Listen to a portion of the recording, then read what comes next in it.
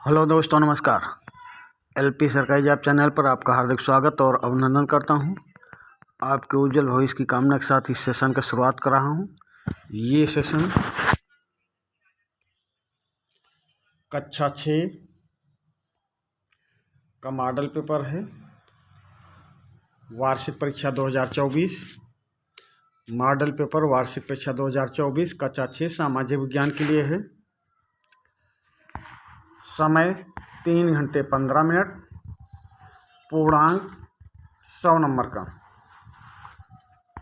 Note क्या है, निर्देश क्या है, सभी प्रश्न करने अनिवार्य हैं। संपूर्ण प्रश्न पत्र 2 खंडों में विभाजित किया गया है। खंड आ में 20 बहुविकल्पीय प्रश्न हैं। प्रत्येक प्रश्न 1 अंक का होगा। चौथा निर्देश, खंड बा में कई उपखंड हैं, सभी खंडों के सभी प्रश्नों को हल करना अनिवार्य है। अब हम देखते हैं खंड आ, बहुविकल्पीय प्रश्न। बहुविकल्पीय प्रश्न, सभी प्रश्नों के 4 विकल्प दिए गए हैं, सही विकल्प का चयन करें। प्रश्न नंबर 1, आग की खोज किस युग में हुई? पुरापाषाण युग में, मध्यपाषाण युग में, नवपाषाण युग में या वर्तमान युग में? तो आग की खोज हुई है पुरापाषाण युग में। आग की खोज पुरापाषाण युग में हुई। प्रश्न नंबर 1 का ऑप्शन ए सही उत्तर होगा। प्रश्न नंबर 2 पे आ जाएं। कहां से कांसे की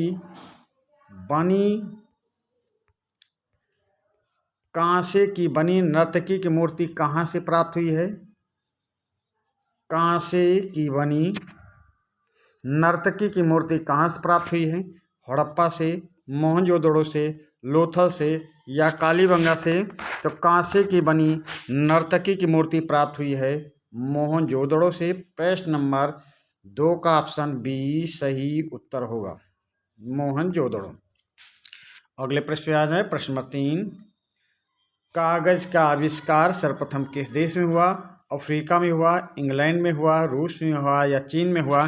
तो कागज का आविष्कार सर्वप्रथम चीन में हुआ था। प्रश्न नंबर 3 का ऑप्शन डी सही उत्तर होगा। प्रश्न नंबर 4 पे आ जाएं। प्रसिद्ध गायत्री मंत्र का उल्लेख किस वेद में किया गया है? प्रसिद्ध गायत्री मंत्र का उल्लेख किस वेद में किया गया है? ऋग्वेद में, अथर्ववेद में, यजुर्वेद में या सामवेद में? तो प्रसिद्ध गायत्री मंत्र का उल्लेख किया गया है ऋग्वेद में। प्रश्न नंबर 4 का ऑप्शन ए सही उत्तर होगा। प्रश्न नंबर 5 पे आ जाएं। गौतम बुद्ध के बचपन का नाम क्या था? तो गौतम बुद्ध के बचपन का नाम वर्धमान था या सिद्धार्थ था या कंथक था या शुद्धोधन था? तो गौतम बुद्ध के बचपन का नाम क्या था? तो गौतम बुद्ध के बचपन का नाम सिद्धार्थ था। प्रश्न नंबर 5 का ऑप्शन बी सही उत्तर होगा।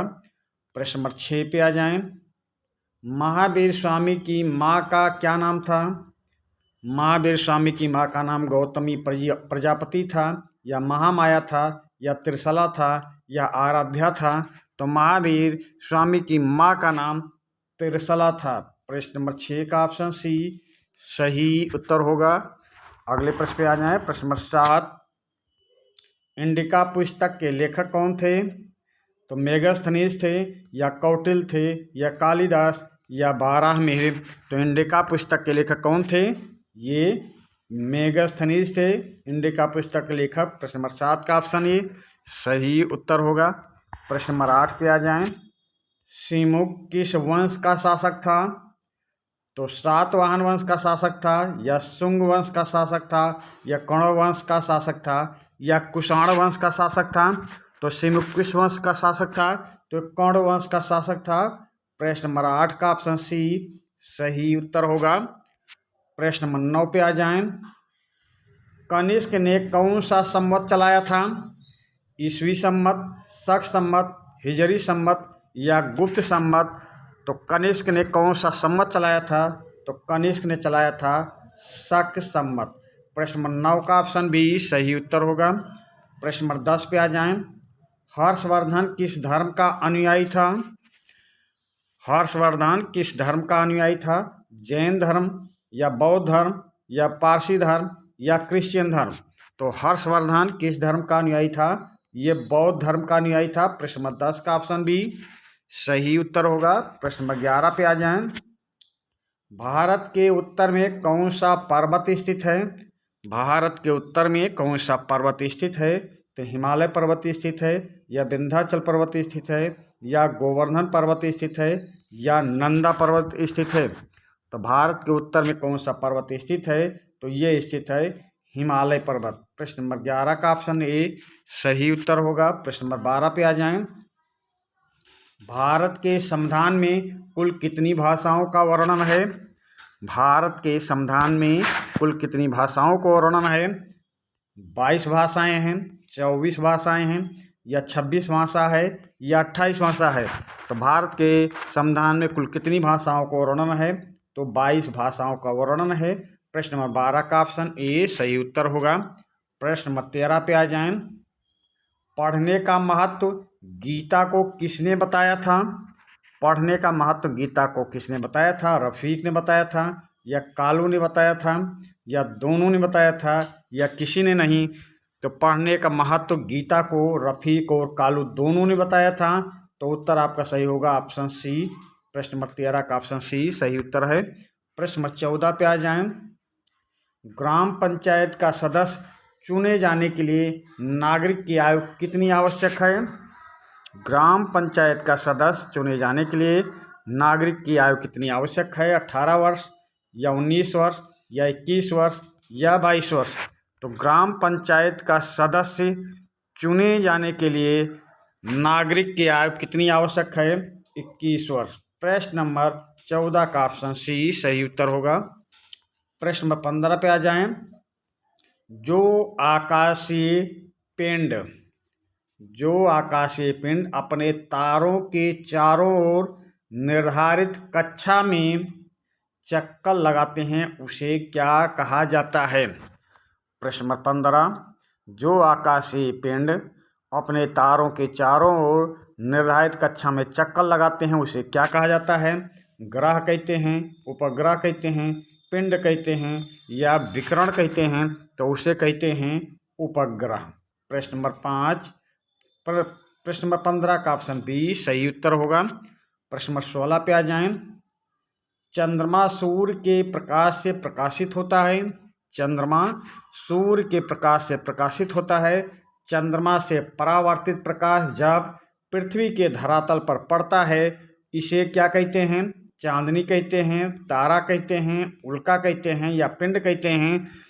तो चंद्रमा सूर्य के प्रकाश से प्रकाशित होता है। चंद्रमा से परावर्तित प्रकाश जब पृथ्वी के धरातल पर पड़ता है तो इसे चांदनी कहते हैं। प्रश्न नंबर 16 का ऑप्शन ए सही उत्तर होगा। प्रश्न नंबर 17 पे आ जाएं। सबसे दूर स्थित मंदाकिनी से चले प्रकाश को पृथ्वी तक पहुंचने में कितने वर्ष लग जाएंगे? प्रश्न नंबर 17। सबसे दूर स्थित मंदाकिनी से चले प्रकाश को पृथ्वी तक पहुंचने में कितने वर्ष लग जाएंगे? 100 करोड़ वर्ष लग जाएंगे, 400 करोड़ वर्ष लग जाएंगे, 800 करोड़ वर्ष लग जाएंगे, या 1000 करोड़ वर्ष लग जाएंगे? तो सबसे दूर स्थित मंदाकिनी से चले प्रकाश को पृथ्वी तक पहुंचने में 1000 करोड़ वर्ष लग जाएंगे, यानी प्रश्न नंबर 17 का ऑप्शन डी सही उत्तर होगा। प्रश्न नंबर 18 पे आ जाएं। ध्रुवों पर देशांतर रेखाओं के बीच की दूरी कितनी रहती है? प्रश्न नंबर 18। ध्रुवों पर देशांतर रेखाओं के बीच की दूरी कितनी रहती है? तो 90 अंश होती है, 45 अंश होती है, 30 अंश होती है, या 0 अंश होती है? 0 अंश अक्षांश हो जाती है। ध्रुवों पर देशांतर रेखाओं के बीच की दूरी 0 अंश हो जाती है। प्रश्न नंबर 18 का ऑप्शन डी सही उत्तर होगा। प्रश्न नंबर 19 पे आ जाएं। आजकल हम लोग किसकी सहायता से दिशाओं की जानकारी प्राप्त करते हैं? आजकल हम लोग किसकी सहायता से दिशाओं की जानकारी प्राप्त करते हैं? तो दिशाओं से, या दूरी से, या दिक् सूचक यंत्र से, या भौतिक मानचित्र से? तो आजकल हम लोग दिक् सूचक यंत्र से दिशाओं की जानकारी प्राप्त करते हैं, यानी प्रश्न नंबर 19 का ऑप्शन सी सही उत्तर होगा। प्रश्न नंबर 20 पे आ जाएं। दो महाद्वीपों का देश किसे कहा जाता है? दो महाद्वीपों का देश किसे कहा जाता है? ब्रिटेन को, रूस को, जापान को या जर्मनी को? तो प्रश्न नंबर 20, दो महाद्वीपों का देश किसे कहा जाता है? तो दो महाद्वीपों का देश रूस को कहा जाता है। प्रश्न नंबर 20 का ऑप्शन बी सही उत्तर होगा।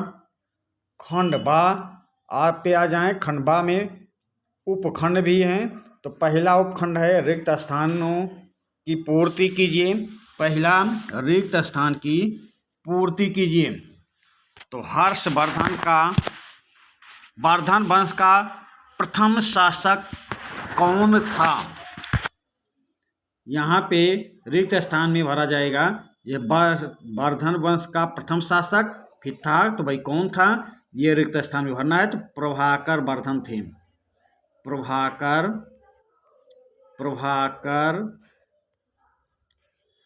वर्धन थे। प्रभाकर वर्धन थे।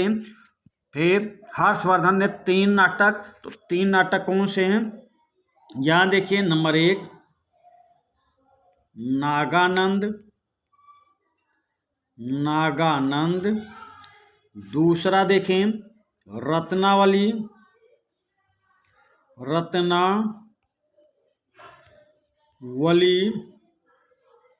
तीसरा नाटक प्रियदर्शिका।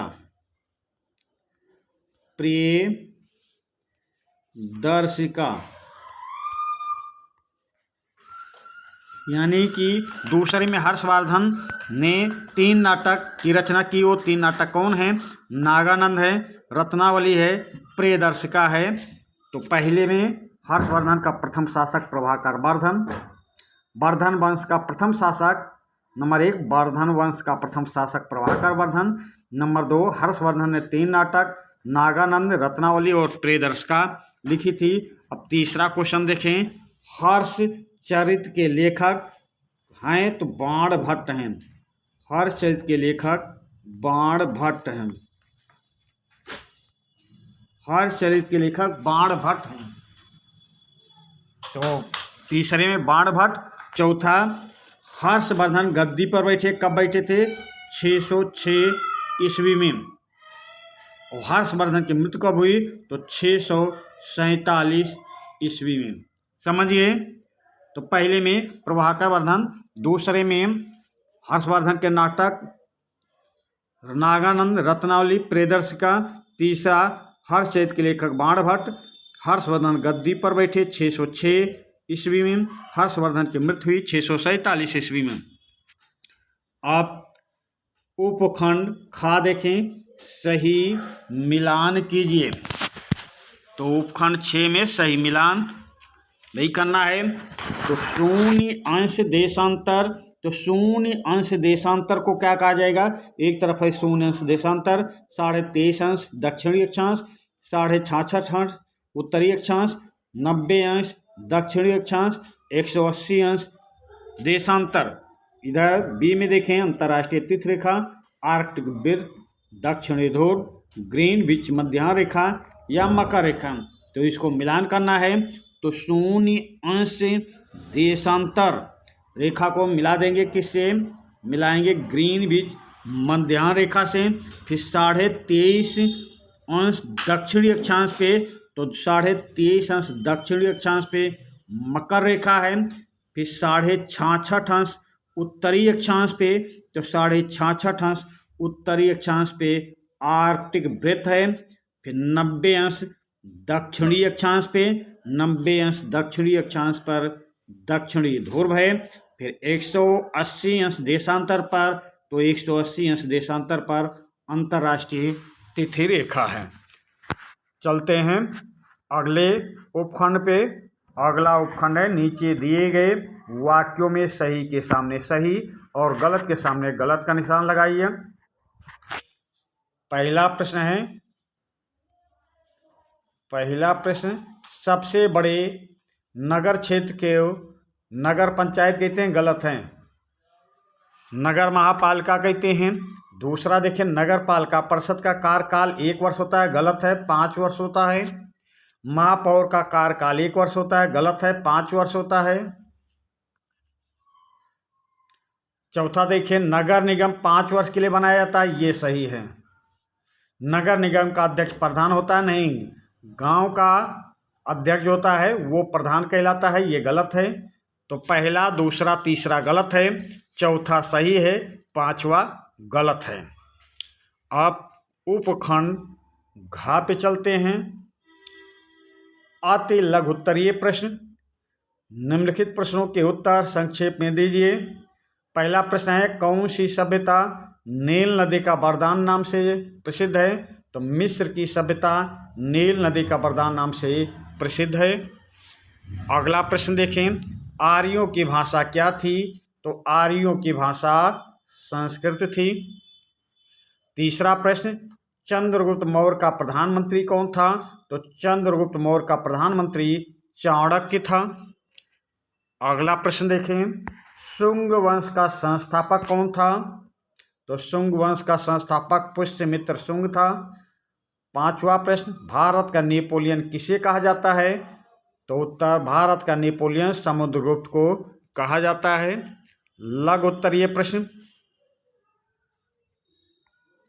अगला उपखंड लघु उत्तरीय प्रश्न। निम्नलिखित प्रश्नों के उत्तर कम से कम 40 शब्दों में लिखिए। पहला प्रश्न है, सूर्य ग्रहण के समय क्या सावधानी बरतनी चाहिए? सूर्य ग्रहण के समय क्या सावधानी बरतनी चाहिए? तो वैज्ञानिकों के अनुसार सूर्य ग्रहण के समय सूर्य से खतरनाक किरणें निकलती हैं। यह किरणें हमारी आँखों के लिए हानिकारक हैं और हमें अंधा भी बना सकती हैं। सूर्य ग्रहण को नंगी आँखों से नहीं देखना चाहिए, बल्कि इसे वैज्ञानिकों द्वारा निर्धारित विशेष चश्मे से ही देखना चाहिए। दूसरा प्रश्न देखते हैं, किन्हीं 5 पालतू पशुओं से होने वाले लाभों को लिखिए। इस तरफ एक तरफ पालतू पर, दूसरी तरफ लाभ है। कुत्ता घर की रखवाली करता है। गाय भैंस दूध प्राप्त होता है तथा गोबर का उपयोग खाद के रूप में होता है। बैल खेती के काम आता है। बकरी दूध तथा मांस प्राप्त होता है। घोड़ा सवारी के रूप में प्रयोग होता है। अगला उपखंड 4 दीर्घ उत्तरीय प्रश्न। दीर्घ उत्तरीय प्रश्न में निम्नलिखित प्रश्नों के उत्तर कम से कम 80 शब्दों में लिखिए। तो 80 शब्द में इसके उत्तर लिखना है। पहला प्रश्न है, ग्राम पंचायत के कार्य लिखिए। ग्राम पंचायत के कार्य लिखिए।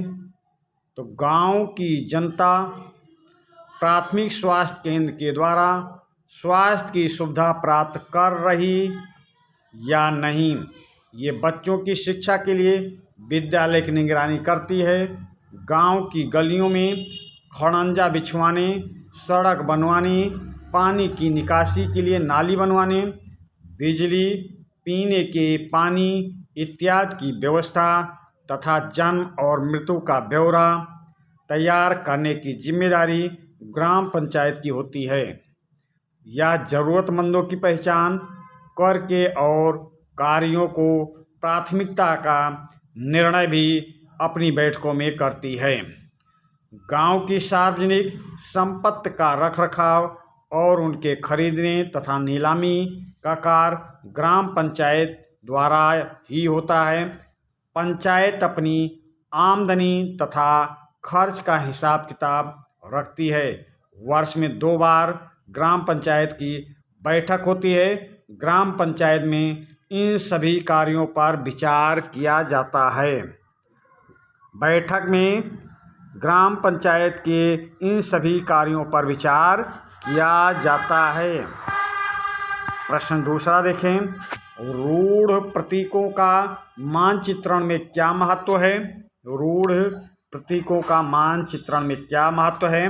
तो मानचित्रों में भवन, बांध, वृक्ष, नदियाँ, घाटियाँ, पठार आदि को दर्शाने के लिए जिन संकेतों, अक्षरों, छायाओं, रंगों, चित्रों तथा रेखाओं का प्रयोग किया जाता है, उन्हें रूढ़ प्रतीक कहते हैं। इन प्रतीकों के उपयोग के संबंध में एक अंतर्राष्ट्रीय सहमति है।